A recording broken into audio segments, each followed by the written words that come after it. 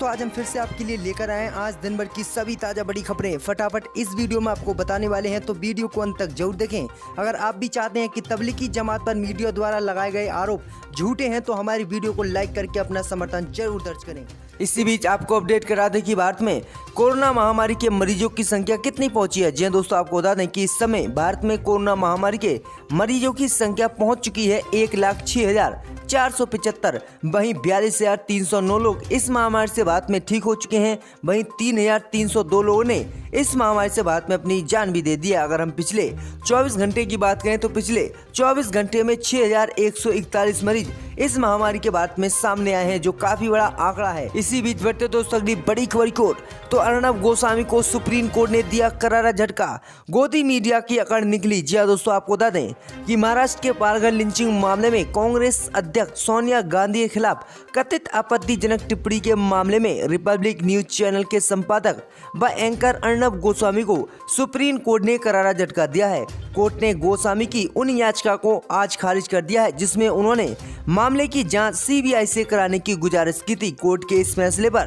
कांग्रेस ने ही नहीं बल्कि वरिष्ठ वकील प्रशांत भूषण और जेएनयू के पूर्व छात्र उमर खालिद ने भी खुशी जाहिर की है। तो ये काफी बड़ा झटका दिया है अर्नब गोस्वामी को। इसी बीच बढ़ते दोस्तों अगली बड़ी खबर को, तो ईद की नमाज को लेकर दारुल उलूम देवबंद ने जारी किया फतवा, कहा घर पर ही पढ़ें ईद की नमाज। जी दोस्तों, आपको बता दें कि कोरोना वायरस के संक्रमण के बचाव के मद्देनजर केंद्र की मोदी सरकार ने 31 मई तक के लिए देश में लॉकडाउन का चौथा चरण भी लागू कर दिया है। और मोदी सरकार ने हिदायत दी है कि किसी भी तरह के धार्मिक स्थल को लॉकडाउन में 31 मई तक नहीं खोला जाए। इसी बीच ईद भी आ रही है और ईद की नमाज को लेकर दारुल उलूम के देवबंद ने जारी किए अपने फतवे में लोगों से अपील की है कि ईद की नमाज भी अपने घर पर ही पढ़ें। आगे उन्होंने कहा है कि अगर केंद्र की मोदी सरकार ईद की नमाज पढ़ने की इजाजत देती है तभी लोग ईदगाह या मस्जिद में इकट्ठा होकर ईद की नमाज पढ़ें, अन्यथा अगर मोदी सरकार लॉकडाउन में ईद की नमाज पढ़ने के लिए कोई भी छूट नहीं देती है तो सभी मुसलमानों से उन्होंने अपील की है कि वे अपने घर में ही ईद की नमाज पढ़ें। भाई आपको बता दें कि आगे मौलाना ने कहा है कि अगर आपकी मजबूरी है और मजबूरी की वजह से उन पर ईद की नमाज माफ़ हो जाएगी। जी हाँ दोस्तों, आपको बता दें कि उन्होंने साफ कह दिया है कि अगर आपके सामने मजबूरी है और मजबूरी में अगर आप ईद की नमाज जो है मस्जिद या ईदगाह में नहीं पढ़ पा रहे हैं सब लोग के साथ, तो आपके लिए ये नमाज जो है माफ़ हो जाएगी, तो आप अपने घर पर ही ईद की नमाज पढ़ सकते हैं। तो ये काफ़ी बड़ा बयान दिया है उन्होंने कि सभी लोगों से अपील करते हुए कि ईद की नमाज मस्जिद या ईदगाह में ना पढ़ें। अगर मोदी सरकार इजाज़त नहीं देती है तो ईद की नमाज को घर पर ही पढ़ें। इसी बीच बढ़ते दोस्तों अगली बड़ी खबर की ओर, तो लॉकडाउन 4 को लेकर बिहार सरकार ने जारी की नई गाइडलाइन। जाने बिहार में आज से क्या खुलेगा और क्या रहेगा बंद। जी दोस्तों, आपको बता दें कि केंद्र की मोदी सरकार ने लॉकडाउन के चौथे चरण को पूरे देश में 31 मई तक के लिए लागू कर दिया है। इस बार लॉकडाउन में केंद्र की मोदी सरकार ने राज्य सरकारों को ज्यादा जो है अधिकार दिए हैं और कहा कि अपने राज्य में राज्य के मुख्यमंत्री तय कर सकेंगी कि वह अपने राज्य में क्या चीज खोल सके और क्या चीज बंद रख सके। इसी बीच आपको बता दें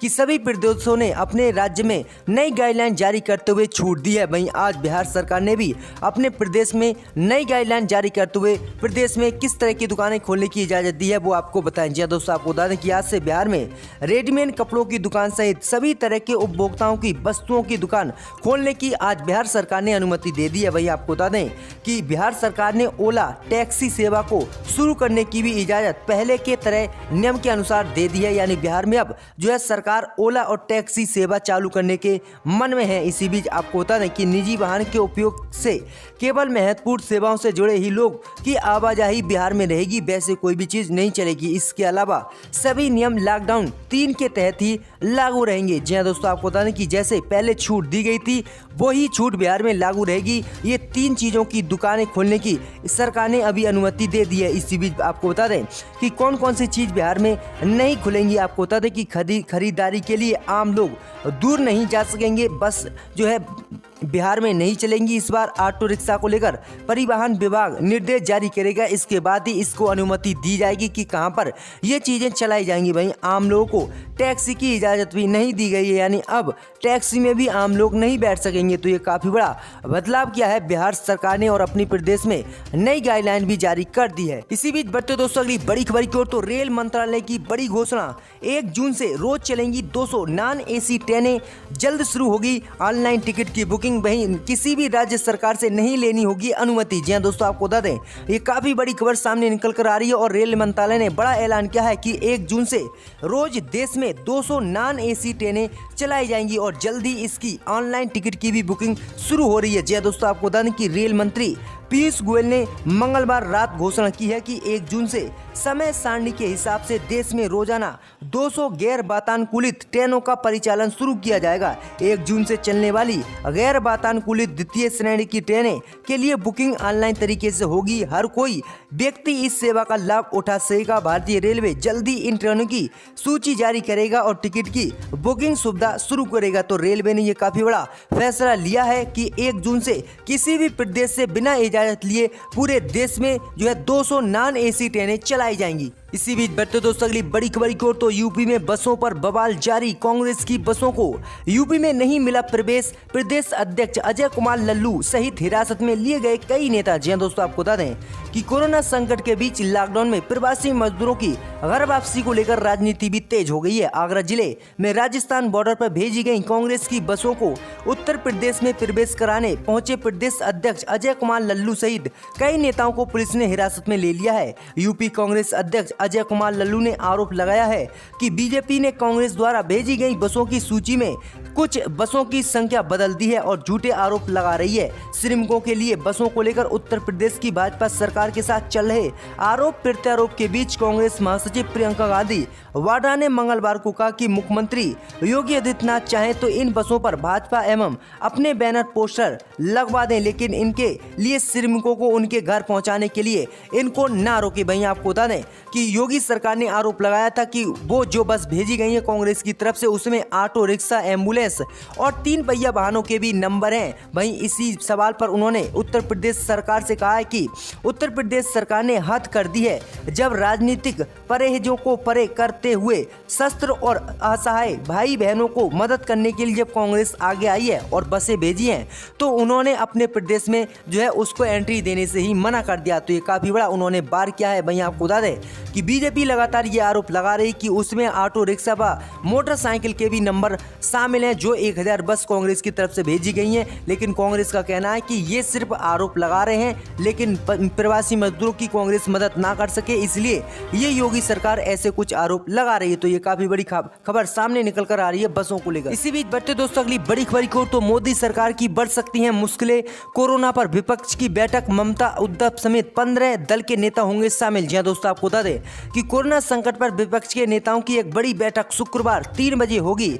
इस बैठक में पश्चिम बंगाल की मुख्यमंत्री ममता बनर्जी, महाराष्ट्र के मुख्यमंत्री उद्धव ठाकरे, झारखंड के मुख्यमंत्री हेमंत सोरेन, एनसीपी नेता शरद पवार, डीएमके नेता एमके स्टालिन समेत 15 राजनीतिक दलों के नेता हिस्सा लेंगे।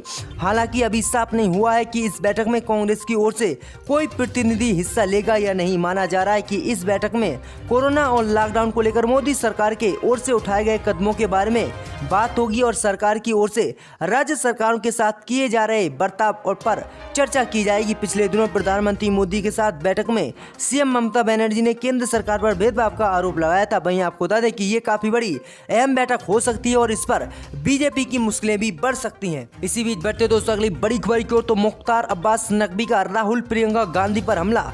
बोले राहुल प्रियंका के साथ साथ अब रॉबर्ट वाड्रा साहब भी आ गए मैदान में, ये तिगड़ी कंफ्यूजन पैदा करेंगी। जी दोस्तों, आपको बता दें कि केंद्रीय अल्पसंख्यक कार्य मंत्री मुख्तार अब्बास नकवी ने कांग्रेस पार्टी और कोरोना वायरस के महामारी के दौरान राजनीति करने का कांग्रेस पर आरोप लगाया है। मुख्तार अब्बास नकवी ने कांग्रेस के पूर्व अध्यक्ष राहुल गांधी, कांग्रेस महासचिव प्रियंका गांधी वाड्रा और उनके पति रॉबर्ट वाड्रा की आलोचना की है। मुख्तार अब्बास नकवी ने कहा कि राहुल गांधी उतर आए मैदान में प्रियंका जी आ गई और अभी रॉबर्ट वाड्रा साहब भी आ गए हैं। अब ये जो तिगड़ी है ये लोग में कंफ्यूजन पैदा करने के लिए है, लोग के आत्मविश्वास को लेकर कमजोर करने के लिए है। सियासी घमासान होता रहेगा, पहले संकट का समाधान तो हो जाए। पिछले हफ्ते भी न्यूज चैनल पर डिबेट के दौरान नकवी ने राहुल गांधी और जमकर कांग्रेस पार्टी पर हमला बोला था, तो ये काफी बड़ा बयान दिया है मुख्तार अब्बास नकवी ने कि ये तीनों तिगड़ी कंफ्यूजन देश में पैदा करने के लिए आ गए हैं। इसी बीच बढ़ते दोस्तों अगली बड़ी खबर की ओर, तो उत्तर प्रदेश के संभल में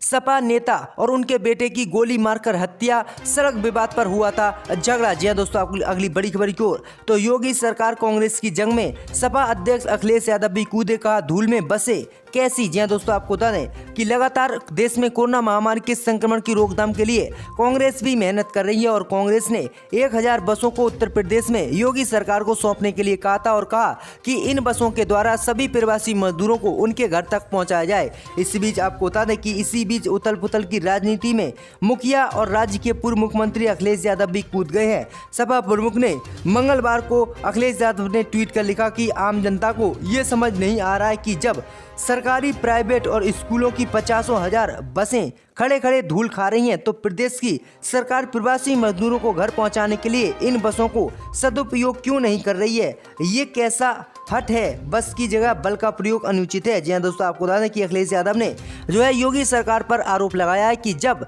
जो सरकारी बसें हैं वो पूरे प्रदेश में खड़ी हुई हैं, तो दूसरे राज्यों से बसें मंगाने की क्या जरूरत है। अगर आपको मदद ही करनी है तो आप उन्हीं बसों से क्यों मदद नहीं करते। तो योगी सरकार पर यह गंभीर आरोप लगाया, क्योंकि कांग्रेस की तरफ से 1000 बसें योगी सरकार को सौंपी गई हैं। तो ये काफी बड़ा अपडेट है। इस ऐवान में आपने फैसला लिया, हम इसका खैर मुकद्दम करते हैं और मैं स्पीकर साहब आपसे